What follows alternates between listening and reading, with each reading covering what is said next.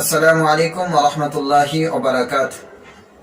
আলহামদুলিল্লাহি রাব্বিল আলামিন ওয়া আফদালুস সালাতি ওয়া আতাম্মুত তাসলিমি আলা মুহাম্মদ সাইয়্যিদিল আউওয়ালিন ওয়াল আখিরিন ইমামিল আম্বিয়া ওয়াল মুরসালিন ওয়া আলা আলিহি ওয়া আসহাবিহি আজমাইন। সম্মানিত সুধী, আমরা রমজানের ফজিলত সম্পর্কে অনেক বয়ান বক্তৃতা আমরা শুনেছি। আজ আলোচনা করব কিভাবে সিয়াম সাধনা করলে রোজার ফজিলত অর্জন করা যাবে। সম্মানিত সুধী, সিয়াম সাধনার অনেক ফজিলত আমরা শুনেছি। যেমন রাসূল করিম সাল্লাল্লাহু আলাইহি ওয়াসাল্লাম বলেছেন, কোনো ব্যক্তি ঈমানের সাথে সওয়াবের আশায় যদি সিয়াম সাধনা করে, আল্লাহ তাআলা তার পিছনের সমস্ত গুনাহ মাফ করে দিবেন। এমনিভাবে বহু হাদিস বর্ণিত হয়েছে। আমরা সিয়াম সাধনা করব। এখন কিভাবে সিয়াম সাধনা করলে এই যে ফজিলতগুলো কোরআন এবং হাদিসে বর্ণিত হয়েছে সেই ফজিলতগুলো অর্জন করা যাবে। রাসূল করিম সাল্লাল্লাহু আলাইহি ওয়াসাল্লাম বলেছেন যে আসিয়ামু জুন্নাহ, রোজা ডাল স্বরূপ। যুদ্ধের ময়দানে একজন যোদ্ধা শত্রুর আক্রমণ থেকে ডাল ব্যবহার করে যেমন সে আত্মরক্ষা করতে পারে, রোজা পালনকারীরা যারা সিয়াম সাধনা করে রোজা রাখেন, তারাও কিয়ামতের দিন এই রোজার মাধ্যমে রোজাকে ডাল হিসেবে ব্যবহার করে জাহান্নামের আগুন থেকে নিজেকে আত্মরক্ষা করতে পারবেন। সম্মানিত সুধী, আমি জাহান্নামের আগুন থেকে আত্মরক্ষা করতে পারবো কখন? যদি আমি এই রোজা যেভাবে রাখার, যেভাবে পালন করার, সেভাবে যদি আমরা পালন করতে পারি বা রোজা রাখতে পারি। রাসূল করিম সাল্লাল্লাহু আলাইহি ওয়াসাল্লাম হাদিস শরীফে ইরশাদ করেন, হাদিসটি ইমাম বুখারী রাহমাতুল্লাহ আলাইহি বুখারীতে উল্লেখ করেছেন। আল্লাহ রাসূল বলেন, ইদা কানা ইয়াউমু সাওমি আহাদিকুম ফালা ইয়ারফুস ওয়ালা ইয়াসখাব।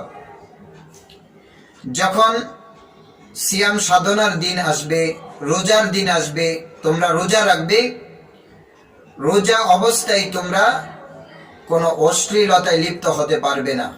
লা ইয়ারফুস, তোমরা অশ্লীলতা করতে পারবে না। যেমন অশ্লীল কথাবার্তা বলা যাবে না, মিথ্যা বলা যাবে না, মিথ্যা কসম করা যাবে না, কাউকে অপবাদ দেওয়া যাবে না, এমনিভাবে কোনো অশ্লীল কাজে লিপ্ত হওয়া যাবে না।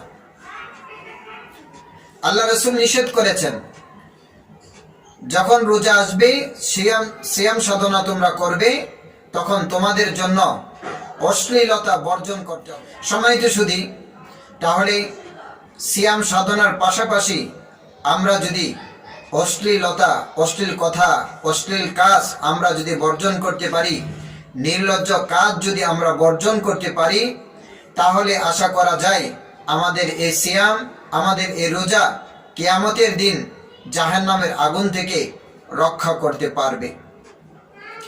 আল্লাহ রাসূল আরো বলেন, আমাদেরকে আরো সতর্ক করেছেন, ইনসাবাহু আহাদুন, যদি কেউ তোমাদেরকে গালিও দেয়, আও কাতালাহু, অথবা তোমাদের করার জন্য বা তোমাদের সাথে ঝগড়া সৃষ্টি করার জন্য কেউ যদি উদ্যত হয়,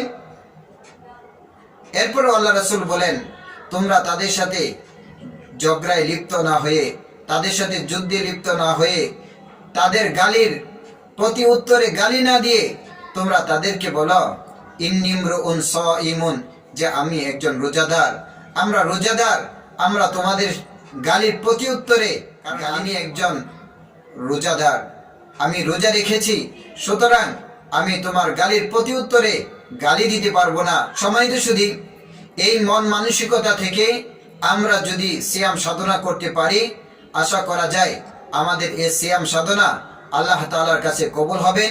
আল্লাহ আমাদের এই সিয়াম সাধনাকে কবুল করে নেবেন।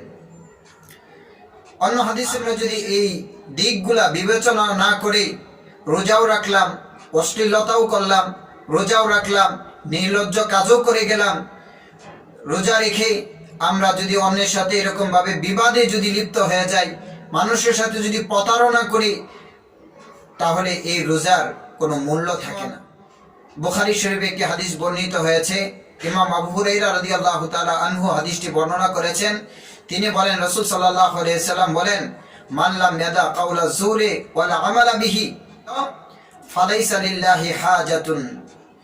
আল্লাহ রাসূল বলেন, আল্লাহ তাআলার কাছে ওই ব্যক্তির এই সিয়াম সাধনার কোনো হাজত নেই, কোনো প্রয়োজন নেই।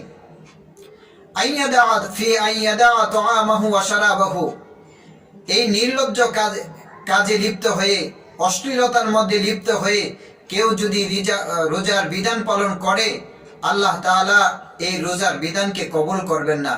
আল্লাহ তাআলার কাছে এই সিয়াম সাধনার কোনো মর্যাদা থাকবে না, কোনো ফজিলত থাকবে না। এজন্য আল্লাহ রাসূল বলেন যে, মাল্লাম ইয়াদা কাওলা যুরি ওয়াল আমালা বিহি, মিথ্যা কথা, অশ্লীল কথা, অশ্লীল কাজ, এগুলো যদি কোনো ব্যক্তি বর্জন করতে না পারে, ফালাইসা লিল্লাহি হাজাতুন ফি আইয়াদা তাআমাহু ওয়া শারাবাহু। এই সমস্ত মন্দ কাজগুলো, খারাপ কাজগুলো বর্জন না করে, খানা পিনা বর্জন করে কোনো ফায়দা নেই। সম্মানিত সুধী, অন্য আরেকটি হাদিস বর্ণিত হয়েছে, যে হাদিসটি বুখারী শরীফে উল্লেখ রয়েছে। রাসূল সাল্লাল্লাহু আলাইহি সাল্লাম বলেন, কাম মিন সাইমিন লাইসা লাহু মিন সিয়ামিহি ইল্লা জামা। অনেক রোজাদার এমন রয়েছে যে রোজাদার রোজা রেখে তার উপবাস থাকার, তৃষ্ণার্ত হওয়ার কষ্টই শুধু অনুভব করে, কিন্তু তার এই সিয়াম সাধনার মাধ্যমে কিছুই অর্জিত হয় না, কিছুই সে অর্জন করতে শুধু। তাহলে রোজা রেখে আমি যদি রোজার ফজিলতি অর্জন করতে না পারি, সিয়াম সাধনা করে যদি আমি আমার লক্ষ্য উদ্দেশ্য আমি যদি হাসিল করতে না পারি, তাহলে আমার এই সিয়াম সাধনার লাভটা কোথায়? এজন্য আসুন আমরা সিয়াম সাধনা এমনভাবে করি যেভাবে আমাদের রাসূল আমাদেরকে সিয়াম সাধনা করতে বলেছেন। আমরা সিয়াম সাধনা করব, অশ্লীলতায় আমরা লিপ্ত হব না, সকল অশ্লীলতাকে বর্জন করে সিয়াম সাধনা করার জন্য চেষ্টা করব।